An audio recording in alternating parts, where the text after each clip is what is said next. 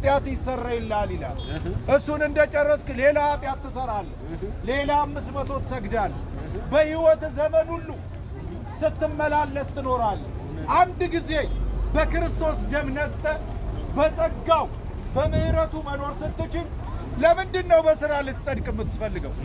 በሥራ ደግሞ የምትጸድቅ ከሆነ እኮ ምን አለ? ክርስቶስ ኢየሱስ ያፈሰሰውን ደም እያክፋፋ ነው ማለት ነው። ክርስቶስ ኢየሱስ ያፈሰሰውን ደም እየናክ ነው ማለት ነው።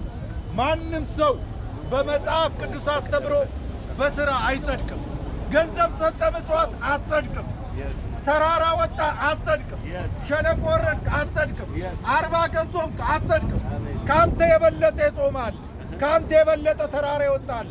እግዚአብሔር የደመደመው የዘጋው ሰው ሁሉ የሚጸድቀው በአንዱ በእግዚአብሔር ልጅ አሜን ኢየሱስ ክርስቶስ በፈሰሰው ደም ብቻ ነው። አሜን። ወንድሜ ራስን አታድግም።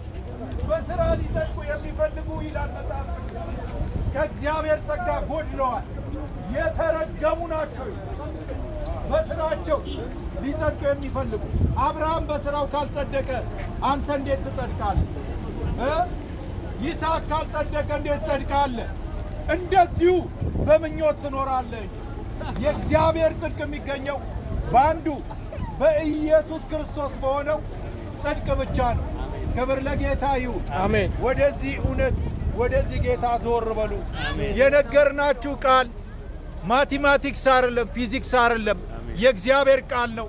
ማንም ሰው ቀርቦ አንብቦ በሕይወት መኖር የሚያስችለውን እውነት ማወቅ ይችላል።